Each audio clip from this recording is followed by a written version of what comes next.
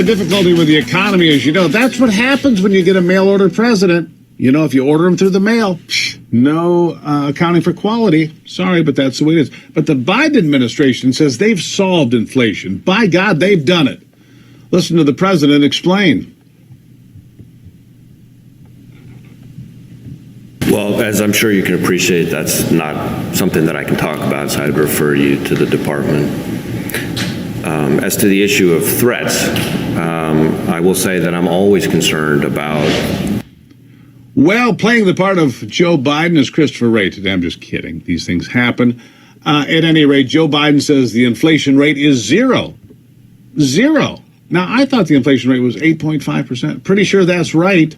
And if you did it the way they did in 1980, that would make the inflation rate 17% or a touch higher. Okay, but they changed the way they do it. They cook the books all the time. And trust me, Republicans do the same thing. With me to discuss this and the recent job numbers is the president of Walser Wealth Management, Rebecca Walser. Rebecca, good to see you. Thanks for having me, Steve. Good to see you. We were talking in the break here. They keep going back to this jobs number. Well, look, we have this great jobs number, 3.5% unemployment. But the truth of the matter is, if I'm reading correctly, we are 3.7 million people less today in the workforce than we had January 2020 before the start of the pandemic. We haven't come back.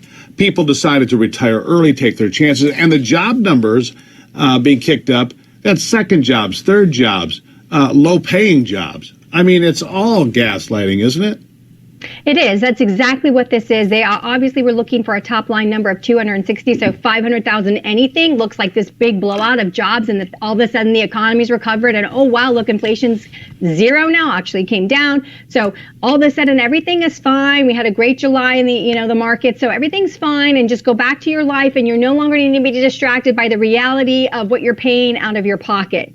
So you're exactly right. When you drill into that jobs report, you'll see that a lot of that is second and third jobs that people are having to take to meet their ends meet. They need to obviously, pay their rent, buy their food, pay for their utilities and gas, and all of that is forcing a lot of people to go out and get second and third jobs. This is not something to be celebrated and certainly does not reflect a healthy economy in any way. It certainly does not. I was sharing with you during the break as well that Reuters is reporting they expect the Fed to raise interest rates to at least 4% by sometime next year, which means everything continues to get more expensive. Home loans, car loans, your credit card payments. If you have a home equity line of credit, any of those things, it's going to get a lot more expensive. Try to borrow money for a car, it's going to be tough to do. And you've got a car market that's already too tight to get the vehicles you need. So everything's about to get more expensive. Inflation is already out of control. Do you see a bright side here anywhere, somewhere?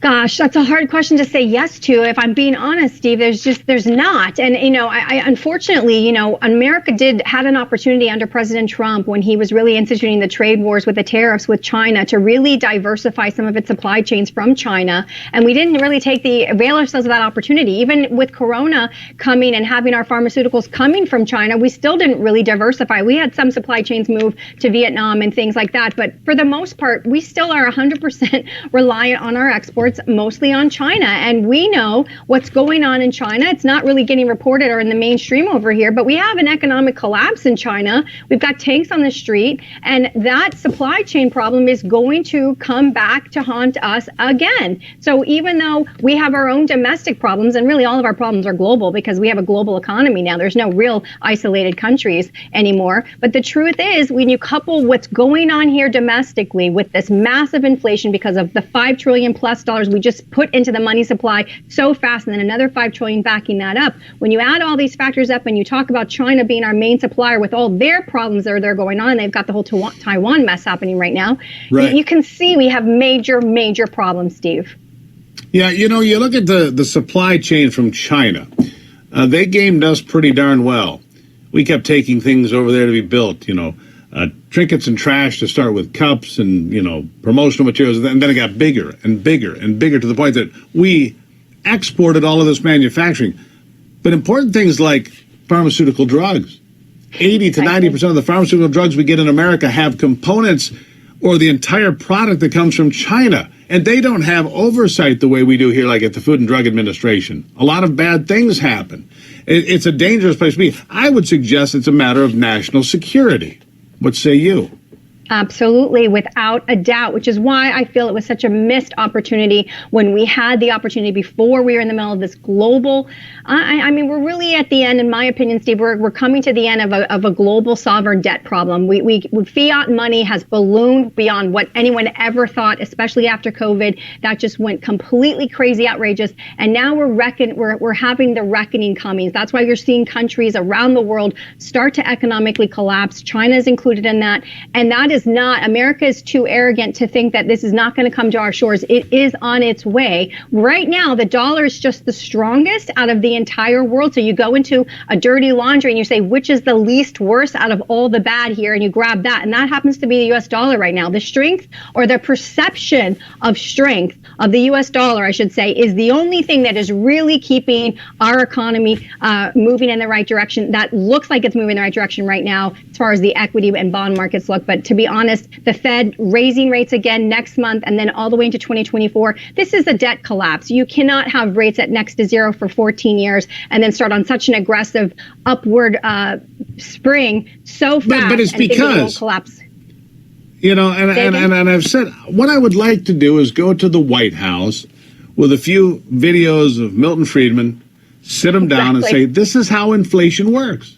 Exactly. Just so you understand, when the government spends massive amounts of money, that's where inflation comes from. It doesn't come from you, Rebecca. It doesn't come from me. Right. It comes from the government overspending and putting too much liquidity into the economy. Massive amounts of it. Bulldozer amounts of it. Milton Friedman can explain it to him easily. Right? I mean, I just want to take them back to school, explain it, but they are financially and economically illiterate across the board, it seems. I'll give you the last word. Well, it is disheartening to hear this administration explain basic economic concepts in such a inaccurate way, so that, you know, literally 2 days later, they're getting blasted for zero inflation. Obviously, we didn't have zero inflation. We even had food prices go up 1.3%. At-home food prices went up from June to July. They went up year over year 1.3%. So there is inflation from June to July. It's just that we released 20 million barrels from now and through October, and that is artificially reducing the price of gas, which is not what our strategic petroleum reserve should be used for. But that is reducing energy costs, and that is reverberated amongst multiple asset classes, and that's why you're seeing a come down between year over year, June to July. But it's not because the economy is really back on track. There's also a great decline in demand for gasoline because at $5 and $4.50, people just don't buy as much. That's the way it is. Rebecca, thank you for being here. Crystal clear conversation, and I appreciate it. Thank you. Thank you. All right. After the